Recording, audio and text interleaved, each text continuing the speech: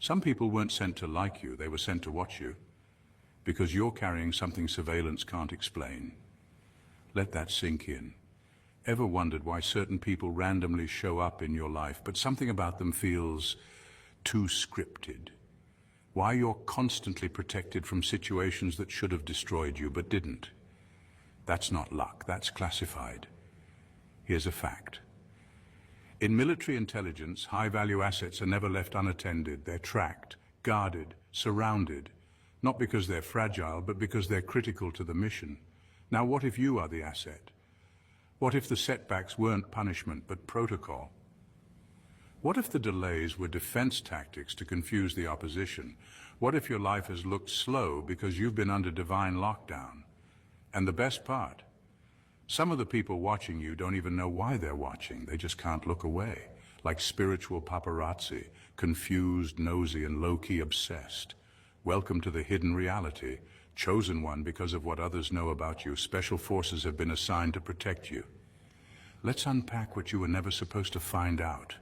But first, stay aware, because even the algorithm might be trying to keep this truth from you. Number one, you're not hidden.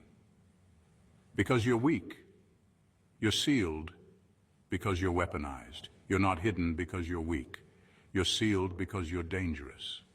That's a hard truth most people never consider, especially when life feels slow, silent, or like nothing's happening. But the truth is, when something is highly valuable, it's not left exposed, it's not paraded, it's not sent out without protection. It's sealed because it's not time yet. There are things about you that even you haven't fully seen. Dimensions of your voice, your presence, your insight still being developed, still being sharpened. And until that edge is precise, until that timing is right, you're not just being kept from the world, you're being kept for the right moment. That's not a punishment, that's preparation disguised as delay. Most people confuse being overlooked with being unworthy, but in your case it's the exact opposite. The silence wasn't a sign of insignificance, it was a security measure. If they had seen who you were becoming too soon, they would have tried to either stop it or use it. So life folded you up like a classified letter, not to suppress you, but to send you when the address was ready.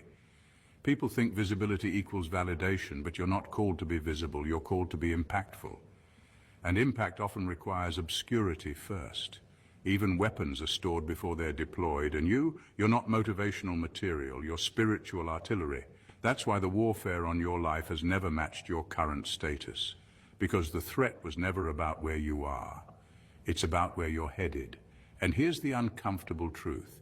You're not sealed because you're delicate. You're sealed because you're volatile in the best way. You're disruptive. You challenge what others normalize. You're a walking contradiction to systems built on lies, and that kind of presence, it's not allowed to move freely, not without escort.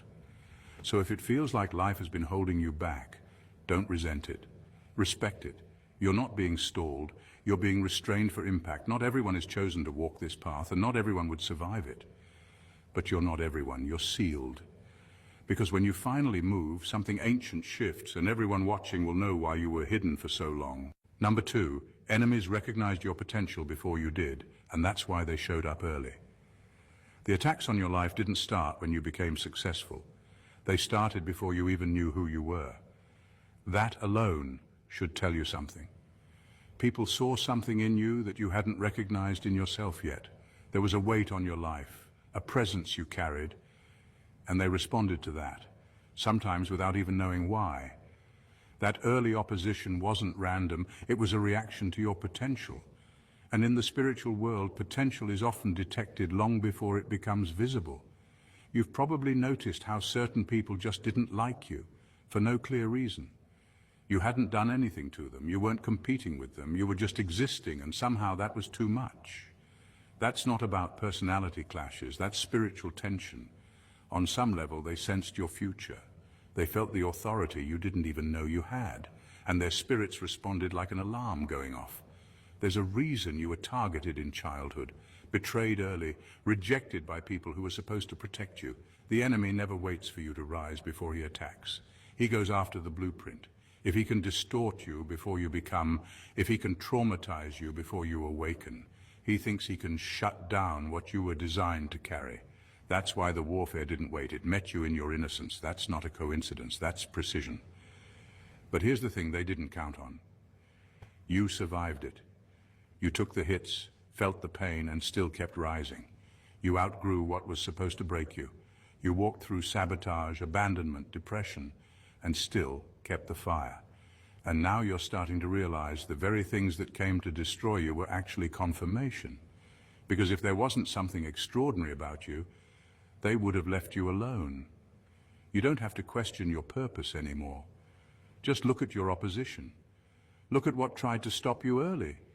The evidence of your calling is in the resistance you've faced. And if they showed up before you knew who you were, it means they knew first. That fear they had of you, it was never about your past. It was always about your future.